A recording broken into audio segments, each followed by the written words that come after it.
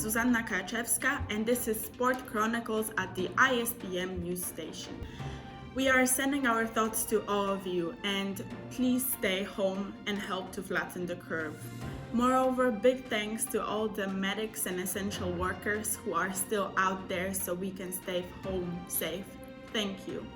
Now, coming up for you, athlete students dealing with COVID-19 lockdown. The Hollandse 100, fighting against lymphoma. Live broadcast from Miss Valentine Grand Prix in Tartu, Estonia. Inequality in girls football.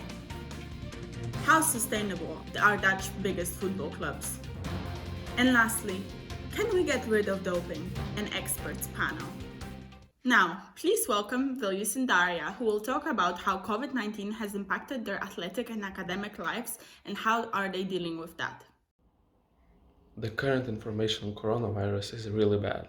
Most of the countries in the world are in quarantine mode to prevent the spread of the virus.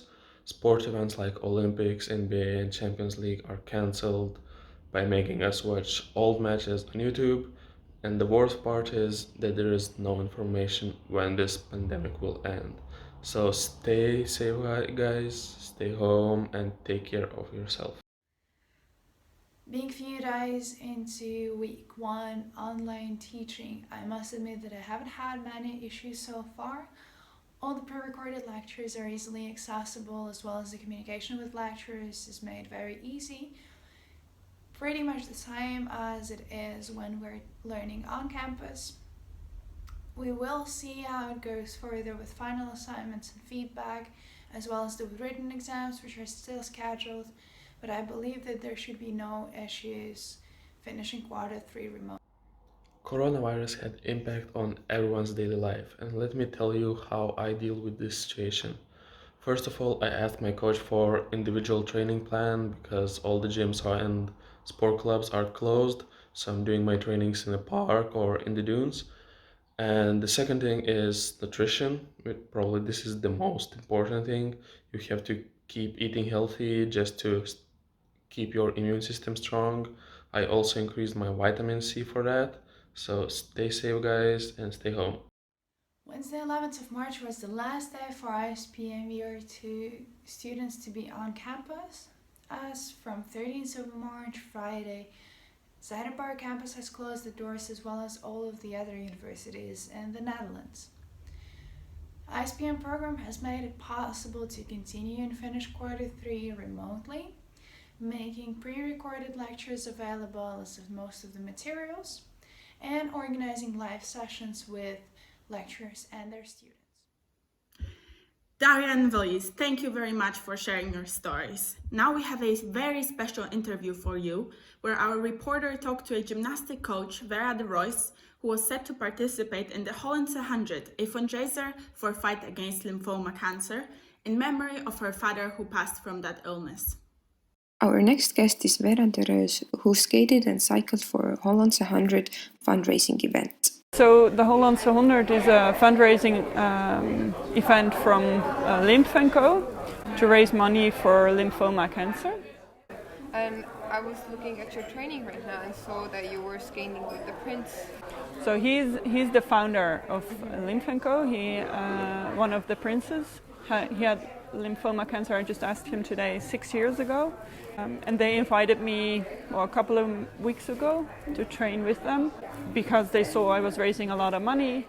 Vera is the top fundraiser, and she believes that her father's recent passing to lymphoma has created emotion. And I actively tried to raise money and kind of asked all my friends and family, of course, but also like the companies my dad used to work for, and my own gymnastics club who did loads. Do you think overall sport adds extra value to these kind of events? I think it really helps because it gives people a goal to try and to perform in order to get money or push for people to donate. I mean, I think the event is really nice, and the people who organize it, they're so lovely and very kind. Due to the coronavirus, Hollandse 100 got cancelled, but Vera hopes to participate next year, and we wish her good luck. That was a very moving story. Thank you for sharing it. Now we are connecting with Caroline Waldma, who is reporting live from Miss Valentine Grand Prix happening in Tartu, Estonia. Welcome, Caroline. Welcome to Miss Valentine. I'm reporting live from Tartu, Estonia, from 26th International Rhythmic Gymnastics Competition, Miss Valentine. Belarusian coach and 2012 Olympic bronze medalist said that this is a great competition to come to. Во-вторых, то, что это, считайте, первый такой крупный старт в сезоне и очень большой интерес, потому что все хотят видеть новые программы. И, конечно, изюминка это то, что есть статическая гимнастика. First time in history, this small northern European country had a chance to also host Grand Prix in gymnastics. The level was really high as it is Olympics year, and all the top level gymnasts are here to gain extra experience and improve their routines. The competition hosted over 400 gymnasts from 34 different countries. Russia triumphing on the podium, and the finals concluded the well-organized 4-day event in Tartu, Estonia. Thank you, Caroline, for joining us live at Sport Chronicles. Now, moving on. In the light of the current discussion about female inequality in sports, our reporter Johan has interviewed Yasin Zizan, the head coach of U14 team at the Vredenburg Football Club. They will be talking about the issues that young girls are facing in modern football. Hello and welcome to today's report. What is the current situation with young girls playing football in the Netherlands? We are here today at the Vredenburg Football Club training grounds. Joining me is Yasin Zizan, who is the head coach of the under-13 team, and he is going to give us a briefing of the situation young girls are facing in modern football. Hello, coach. First of all, thank you for your time. What are some of the issues that young girls are facing at your club, and exactly how many girls on average do you have per age group? Hello. Well, all of the girls who participate in our club cannot participate in official games, so we are forced to create friendly matches where we mix them with the boys so that they can at least get some playing time. We're trying to gather more girls in our club, but on average we have around 4 to 5 girls in each squad. In your opinion, how do you think we can change the current situation?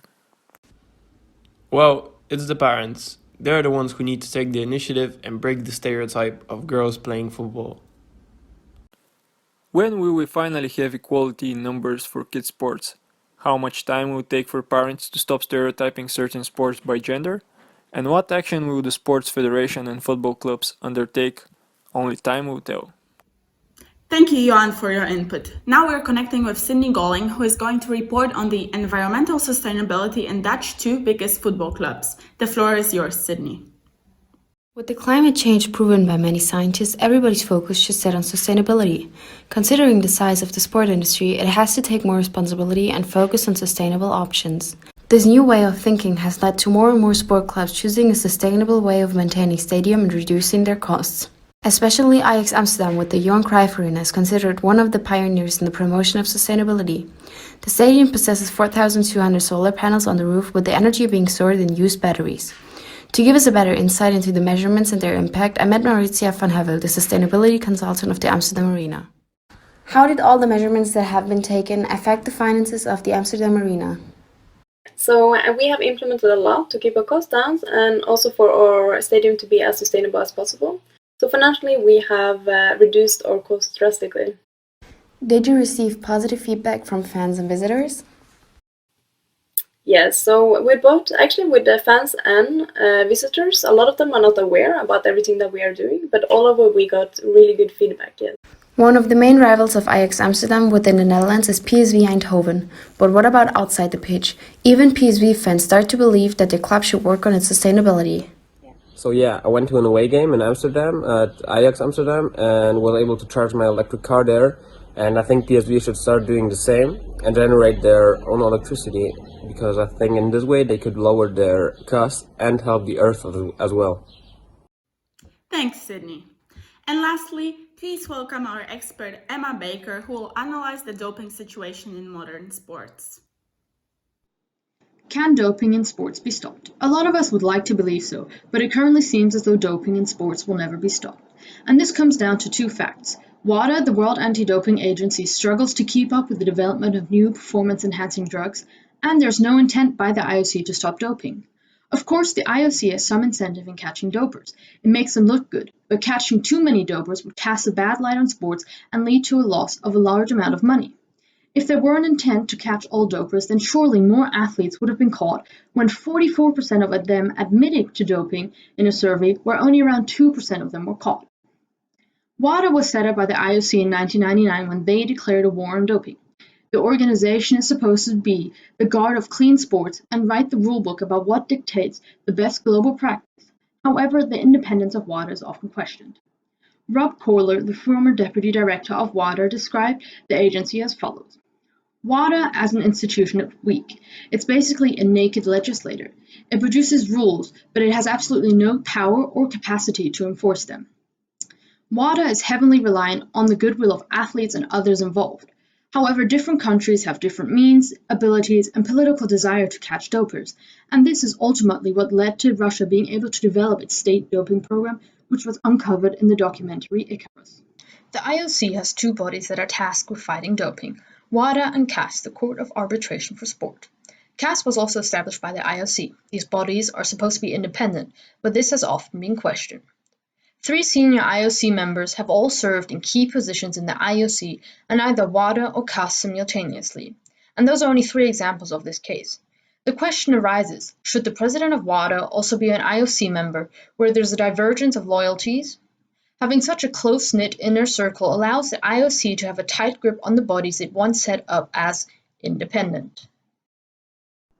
With the structure being like this, the IOC seems not to be accountable to anyone and no one can stop them. On the surface, they seem to be doing a lot against doping, but are they really? Realistically, only a complete restructuring of the IOC, WADA, and CAS can help with the measure of accountability, and resistance shown by athletes, the media, and sponsors may also evoke change. Until then, the likelihood of doping being stopped in sport seems slim. Thank you, Emma, so much for giving us your time today. And that is it for today. Thank you for joining us and tune in this Friday for the next Sport Chronicles program. Now back to the studio.